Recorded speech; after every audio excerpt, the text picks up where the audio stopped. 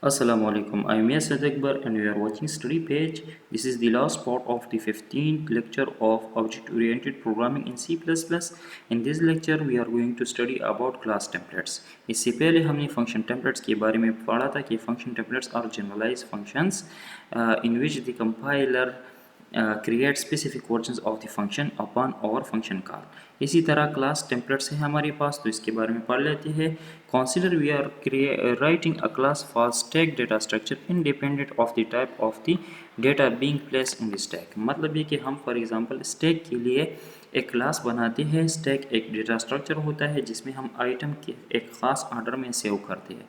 शायद आप लोगों को पता हो, पता ना हो, टू द डेटा स्ट्रक्चर्स में आप ये स्टडी करेंगे. ठीक है, तो स्टैक हमारे पास एक डेटा स्ट्रक्चर होता है जिसके अंदर हम एलिमेंट्स सेव करते हैं और एक स्पेसिफिक ऑर्डर में उसमें से एलिमेंट्स डिलीट होते हैं और स्पेसिफिक ऑर्डर में उसमें एलिमेंट्स इंसर्ट होते हैं.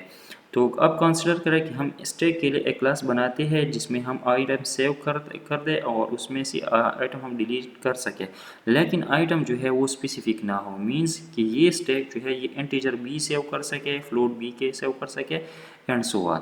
ठीक है, so however to instantiate a stack a data type must be specified. ठीक है, स्टैक इंस्टेंशिएट करने के टाइम पर मीन्स और इस क्लास के ऑब्जेक्ट बनाने के टाइम पर हम इसको टाइप बताएंगे. This creates a wonderful opportunity for software reusability. ठीक है, फॉर एग्जांपल अगर हमने इस तरह एक क्लास बना दिया तो ये तो सॉफ्टवेयर रीयूजिबिलिटी जो है असल में यही चीज़ है कि हमने एक क्लास लिख दिया और अभी उस क्लास में हम किसी भी टाइप का डाटा सेव कर सकते हैं. उसके ऑब्जेक्ट्स को हम किसी भी टाइप के डाटा के लिए यूज़ कर सकते हैं. The C++ feature of class template enables us to create a single generic class for stack and the compiler will then generate type specific versions of the stack. इस तरह function templates में था कि हम एक general function template लिख देते हैं, फिर compiler जो है वो type specific version उसके लिए बनाता है. इसी तरह C++ का जो class template feature है इसके थ्रू हम क्लास टेम्पलेट्स बना सकते हैं जो कि जनरल होंगी और फिर कंपाइलर उसके स्पेसिफिक वर्जन्स बनाएगा. Class templates are called parameterised types because they require one or more type parameters to specify how to customise a general class template to form a class template specialisation. ये अभी ये next lecture में हम देखेंगे, next slide में हम देखेंगे कि जब हम किसी क्लास टेम्पलेट के ऑब्जेक्ट्स क्रिएट करते हैं तो उसमें हम टाइप बताते हैं कि ये ऑब्जेक्ट जो है ये किस किस टाइप के डेटा को यूज़ कर सकेगा, या ये क्लास का ये जो करंट ऑब्जेक्ट है इसमें हम किस किस्म के एट्रीब्यूट्स को सेव कर सकेंगे. मींस इंट को सेव कर सकेंगे, फ्लोट को सेव कर सकेंगे, दोनों को सेव कर सकेंगे एंड सो ऑन. इसलिए इसको कहते हैं parameterized types. To produce many specialization you write only one class template definition. ठीक है, हम एक बार क्लास टेम्पलेट डिफिनीशन लिख देते हैं और उसके मल्टीपल स्पेशलाइज वर्जन बन जाते हैं. When an additional specialization is needed you use a concise simple notation and the compiler writes the source code for that specialization.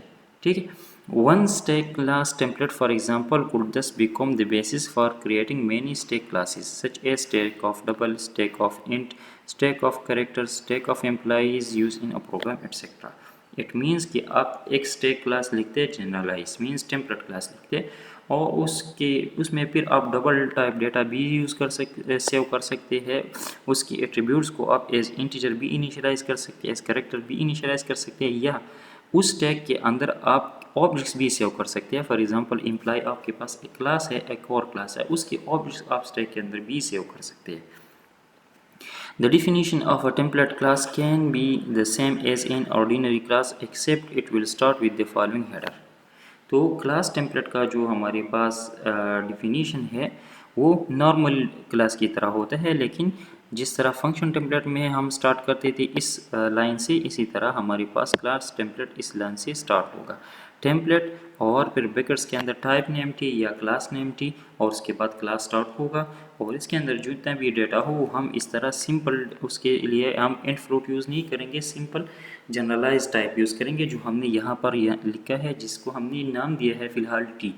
ठीक है, so any valid identifier can be use in place of T.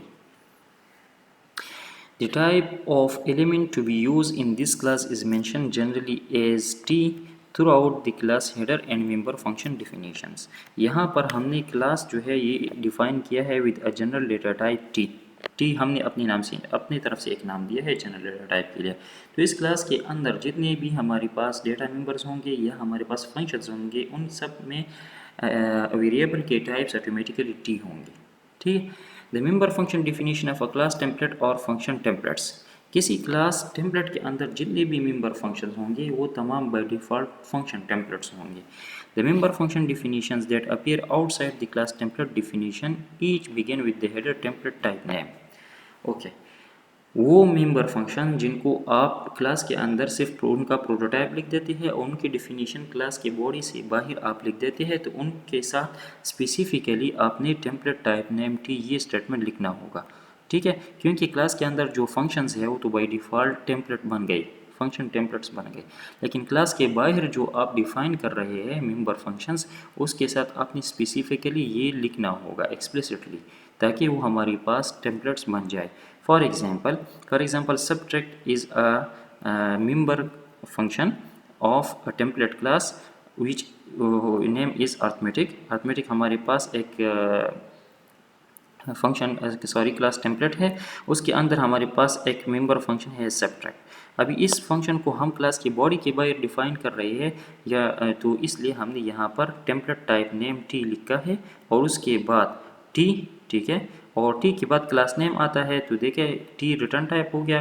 Class name के साथ आपने यहाँ पर angle brackets के अंदर T भी लिखना होगा कि अर्थमेटिक क्लास है हमारे साथ और इस क्लास में जो जनरलाइज डेटा टाइप है वो हमने टी से रिप्रेजेंट किया है। ठीक है, और फिर डबल कोलोन और या इसको प्रिसिशन ऑपरेटर और फंक्शन बाकी। ठीक है, तो इसी तरह हम सिंटेक्स ये यूज़ करेंगे प्रैक्टिकल, इंशाल्लाह हम नेक्स्ट लेक्चर में ये देखेंगे। Objects of template class can be created as. अभी टेम्पलेट क्लास हो गया, फॉर एग्जांपल आपने किसी टेम्पलेट का क्लास को लिख दिया, अब इसके ऑब्जेक्ट्स किस तरह क्रिएट करेंगे। तो इसके ऑब्जेक्ट्स क्रिएशन के टाइम पर हम टाइप बताएंगे कि जो हमने जनरलाइज टाइप यहाँ यूज़ किया था, अभी ये टाइप जो है किस डेटा के ऊपर या किस टाइप के ऊपर रिप्लेस होगा। तो फॉर एग्जांपल यहाँ हमने लिया है अर्थमेटिक क्लास टेम्पलेट का कोई ऑब्जेक्ट, तो देखिए this is the class name और यहाँ हमने पैरामीटर दे दिया इंट। इट मीन्स कि we are instantiating the object of this class using integer data, और यहाँ हम कंस्ट्रक्टर को कॉल कर रहे हैं। इसी तरह अगर आपने इसको फ्लोट डेटा पास करना हो तो देखिए यहाँ फ्लोट डेटा है और यहाँ हमने इसके साथ फ्लोट लिखा है।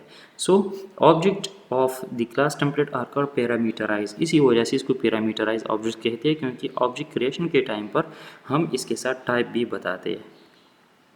Creating a class template object. Once we have declared and defined a class template, we can create its object in other classes or functions with the following syntax. Class template बन गया तो आप किसी भी जगह इसके ऑब्जेक्ट्स क्रिएट कर सकते हैं, लेकिन सिंटेक्स ये होगा क्लास नेम एंगल ब्रैकेट्स के अंदर टाइप नेम। ठीक है, कि किस टाइप का डाटा आप इस ऑब्जेक्ट्स में सेव करेंगे एंड ऑब्जेक्ट। ठीक है, क्लास ऑब्जेक्ट। तो ये तो हमने पिछली स्लाइड में देख लिया। Although templates offer several reusability benefits, remember that multiple class template specializations are instantiated in a program at compile time, even though the template is written only once.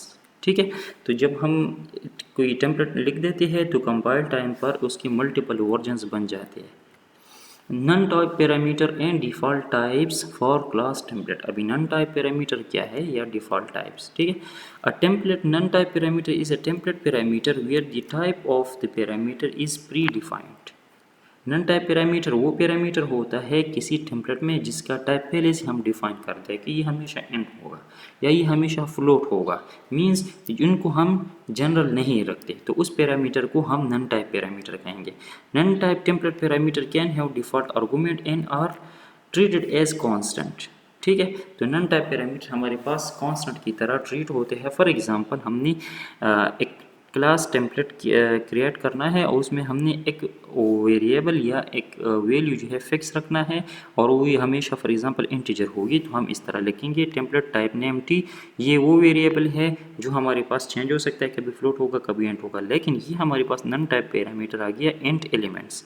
ठीक है, for example number of elements हमेशा integer ही होता है, तो इसलिए हम इसको रखेंगे नन टाइप। मींस पहले से इसके टाइप को डिफाइन करेंगे और हमेशा हर एक ऑब्जेक्ट के अंदर ये वेरिएबल इंटीजर टाइप का होगा। अच्छा, इसके जब हम फिर ऑब्जेक्ट क्रिएट करते हैं, so then on object can be declared as. तो ऑब्जेक्ट क्रिएशन के टाइम पर देखिए क्लास नेम डेटा टाइप। ठीक है, मींस इस डेटा टाइप की बात हो रही है जो जनरलाइज है। और फिर कांस्टेंट वैल्यू, ये इंटीजर है तो इस इंटीजर को हम कांस्टेंट वैल्यू पास करेंगे। सो देखिए अर्थमेटिक फॉर एग्जांपल इंट, ठीक है, मींस कि ये क्लास टेम्पलेट का जो ऑब्जेक्ट है इसमें हम इंटीजर वैल्यू सेव करेंगे, और कांस्ट वैल्यू ये जो नन टाइप पैरामीटर है उसको हम यहाँ कांस्टेंट वैल्यू पास करेंगे, फॉर एग्जांपल 3, ठीक है। और बाकी जो है ऑब्जेक्ट जिस तरह हम क्रिएट करते हैं तो उसी तरह हम इसकी कंस्ट्रक्टर को कॉल करेंगे। तो इस किस्म के जो पैरामीटर्स होते हैं, ठीक है, इसको कहते हैं non type parameter. So thank you so much for watching.